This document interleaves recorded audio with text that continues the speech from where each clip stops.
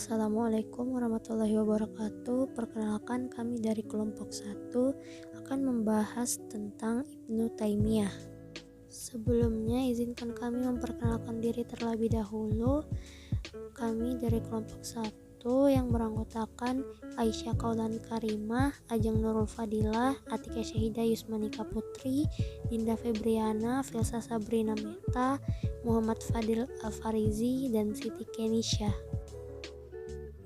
Yang pertama, riwayat hidup Ibnu Taimiyah. Ibnu Taimiyah bernama lengkap Taqiyuddin Ahmad bin Abdul Halim.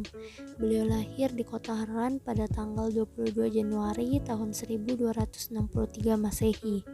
Ayahnya Abdul Al-Halim, pamannya Fakhruddin, dan kakeknya Majiduddin merupakan ulama besar dari mazhab Hambali dan penulis.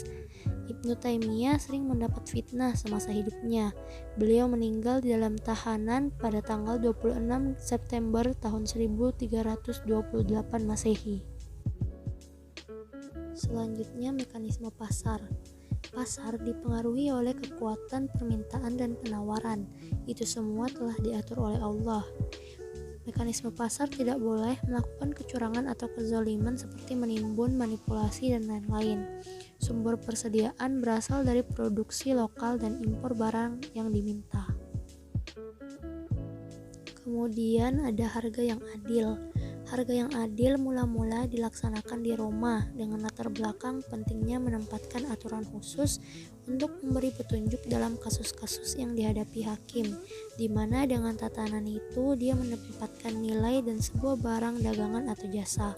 Sedangkan dalam konsep ekonomi Islam, menurut Sudarsono tahun 2003, harga dibentuk oleh keseimbangan permintaan dan penawaran.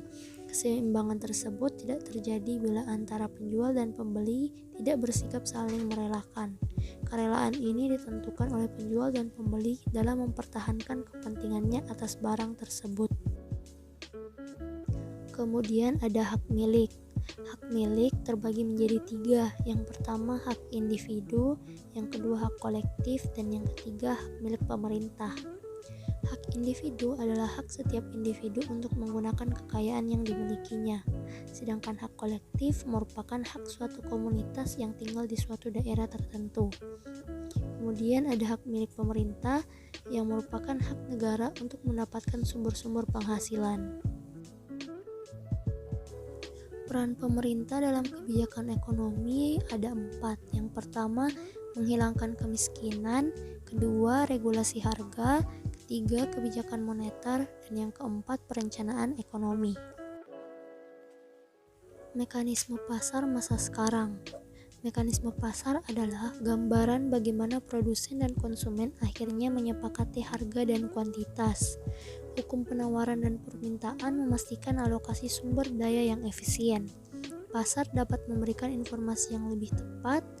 Pasar juga mampu memberi perangsang untuk mengembangkan kegiatan usaha. Sistem pasar dapat menimbulkan monopoli, sehingga mekanisme pasar tidak dapat menyediakan beberapa jenis barang secara efisien. Harga yang adil di masa sekarang. Dalam konsep Islam, harga dibentuk oleh keseimbangan permintaan dan penawaran. Keseimbangan tersebut tidak terjadi apabila antara penjual dan pembeli tidak bersikap saling merelakan. Harga yang adil didefinisikan sebagai harga baku, di mana masyarakat menjual barang-barang mereka sebagai sesuatu yang setara dengan barang tersebut, serta barang yang sama pada waktu dan tempat tertentu. Hak milik masa sekarang. Indonesia menerapkan sistem ekonomi berlandaskan Pancasila. Beberapa karakteristik. Hak milik perseorangan atau individu diakui. Sumber daya bumi dan air dikuasai oleh negara dengan tujuan digunakan untuk kemakmuran rakyat.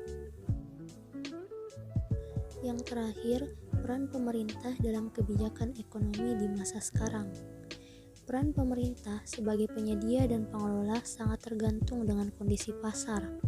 Pada umumnya, pemerintah hanya akan memposisikan dirinya sebagai regulator dan supervisor, sementara untuk penyediaannya diserahkan kepada pasar atau sektor private.